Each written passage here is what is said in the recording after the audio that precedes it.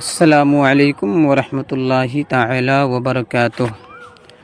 الحمدللہ، کتاب نور الایضاح سے ایک نئے درس کے ساتھ میں آپ کے سامنے حاضر ہوا ہوں۔ عبارت میں پڑھتا ہوں، ملاحظہ فرمائیں۔ فصل فی احکام الآبار، یہ فصل کنویں کے احکام کے بیان میں ہے۔ دیکھیے، تنزہ البئر الصغیرۃ بوقوع نجاست وان قلت من غیر الارواث کقطرۃ دم او خمر۔ عبارت کا ترجمہ سمجھنے سے پہلے اس کا خلاصہ سماعت کریں۔ اس عبارت میں مصنف علیہ الرحمہ یہ فرما رہے ہیں کہ اگر کنواں چھوٹا ہو، یعنی جو ہے وہ دہ دردہ سے کم ہو، اور عموماً ایسا ہوتا ہے کہ کنواں دہ دردہ سے کم ہی ہوتا ہے۔ دہ دردہ کسے کہتے ہیں، اس سے پچھلے والے درس میں نے بتایا تھا۔ تو اگر کنواں چھوٹا ہو یعنی دہ دردہ سے کم ہو اور اس میں کوئی نجاست گر جائے، جیسے خون گر گیا یا شراب کا ایک قطرہ گر گیا، تو ایسی صورت میں پورا کنواں ناپاک ہو جائے گا، اور اس کو پاک کرنے کے لیے پھر کنویں کا پورا پانی نکالا جائے گا۔ تو اگر کنواں جو ہے چھوٹا ہے، دہ دردہ سے کم ہے، اور اس میں نجاست گر جائے، تھوڑی ہی نجاست کیوں نہ ہو، تھوڑی سی نجاست گر جائے، مثلاً خون گر گیا یا شراب کا خون کا قطرہ گر گیا یا شراب کا ایک قطرہ گر گیا، تو اب پورا کنواں ناپاک ہو جائے گا۔ اب اس کنویں کو پاک کرنے کے لیے اس کا پورا پانی نکالا جائے گا۔ تو فرما رہے ہیں، تنزہ البئر الصغیرۃ بوقوع نجاست، یعنی کسی نجاست کے گر جانے سے کنویں کا پورا پانی، کسی نجاست کے گر جانے سے بئر الصغیرۃ، چھوٹے کنویں کا پورا پانی نکالا جائے گا۔ وان قلت، اگرچہ وہ ناپاکی تھوڑی ہو، من غیر الارواث، مینگنیوں کے علاوہ، یعنی اگر مینگنیاں کنویں میں گر جائے تو اس سے کنواں ناپاک نہیں ہوتا ہے، مینگنیوں کو مستثنیٰ کیا گیا ہے، کیونکہ اس سے بچنا عموماً ممکن نہیں ہوتا۔ ہاں، اگر کنویں میں مینگنیاں کثیر مقدار میں گر گئی ہوں تو کنواں ناپاک ہو جائے گا، جیسا کہ ہم آگے پڑھیں گے۔ تو مینگنیوں کو مستثنیٰ کیا گیا، اس کا استثناء ہے۔ تو فرما رہے ہیں، تنزہ البئر الصغیرۃ بوقوع نجاست وان قلت من غیر الارواث کقطرۃ دم او خمر، کہ کسی ناپاکی کے گر جانے سے چھوٹے کنویں کا پورا پانی نکالا جائے گا۔ وان قلت، اگرچہ وہ ناپاکی تھوڑی ہو، من غیر الارواث، مینگنیوں کے علاوہ۔ اب وہ تھوڑی سی ناپاکی، تو اس کی مثال دے رہے ہیں، کقطرۃ دم، جیسے کہ خون کا قطرہ، او خمر، یا شراب کا قطرہ، ٹھیک۔ وبوقوع خنزیر ولو خرج حیا ولم یصب فمہ الماء، یہاں سے یہ فرما رہے ہیں کہ خنزیر اگر کنویں میں گر جائے تو اس کے گر جانے سے پورا پانی نکالا جائے گا، یعنی پورا پانی ناپاک ہو جائے گا۔ اب وہ خنزیر جو گرا ہے وہ مرا ہوا نکلے یا زندہ نکلے، اس سے کوئی مطلب نہیں۔ اسی طرح اس کا منہ پانی تک پہنچا ہو یا نہ پہنچا ہو، نہ لگا ہو۔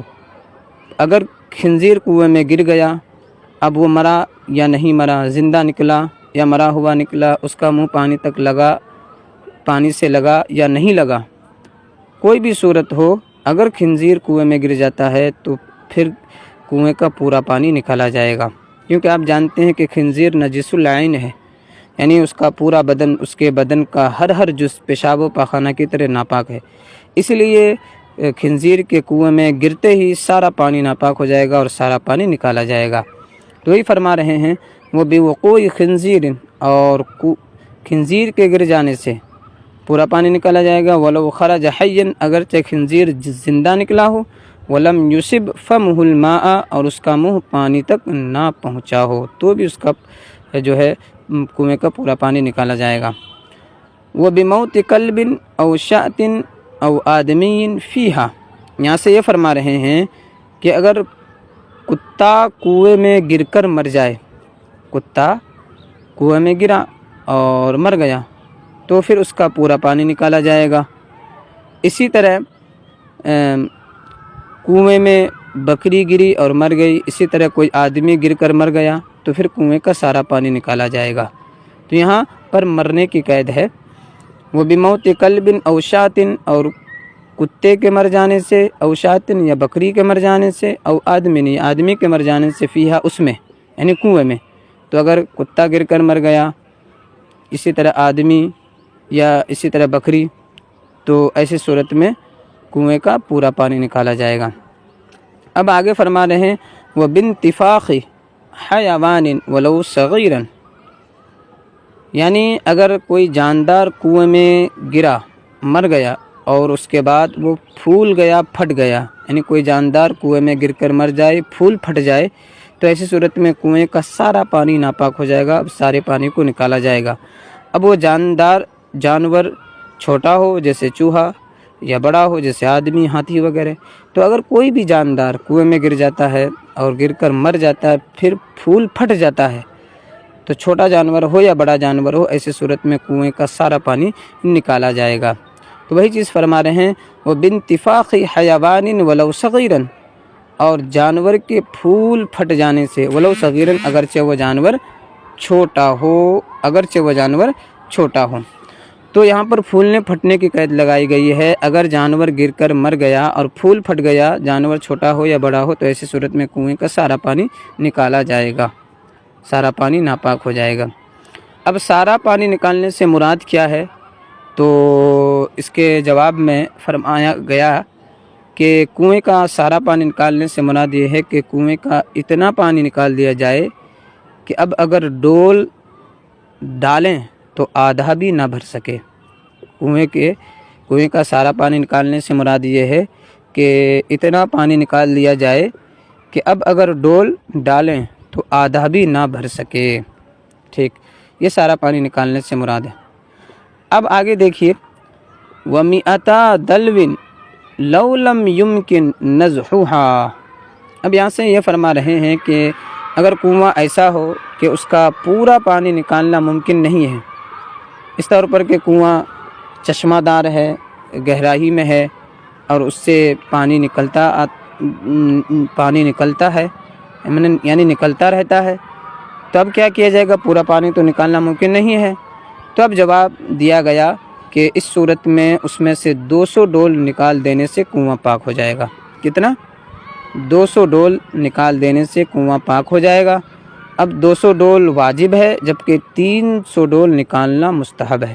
تو اگر کنواں ایسا ہے کہ پورا پانی نکالنا ممکن نہیں ہے اب اور پورا پانی نکالنے کا حکم ہے، تو ایسی صورت میں 200 ڈول نکالیں گے تو گویا پورا پانی نکال دیا گیا۔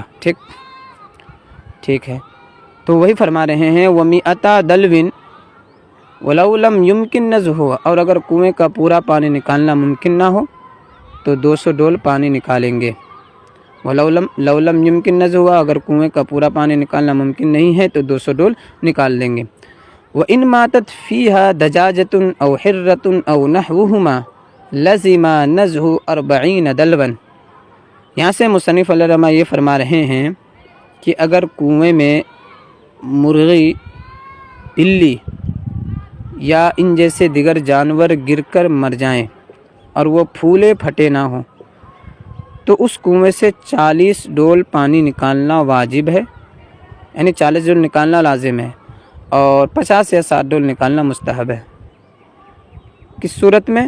اگر کنویں میں مرغی یا بلی گر کر مر جائے اور پھولے پھٹے نہ ہو، اگر پھول جائے پھٹ جائے مرنے کے بعد تب تو پورا پانی نکالیں گے، لیکن پھولا پھٹا نہیں ہے، صرف یہ جانور گر کر مرا ہے، تو ایسی صورت میں 40 ڈول نکالیں گے لازم ہے، اور جبکہ 50 یا 60 ڈول نکالنا مستحب ہے۔ وہی فرما رہے وَإِنْ مَاتَتْ فِيهَا دَجَاجَةٌ، اگر کنویں میں مرغی مر جائے، او حرۃ یا بلی، او نحوہما یا ان دونوں کے جیسے کوئی دوسرا جانور، لزم نزح 40 دلون، تو 40 ڈول نکالنا لازم ہے۔ کب 40 ڈول نکالنا لازم ہے؟ اگر کنویں میں بلی یا مرغی گر کر مر جائے۔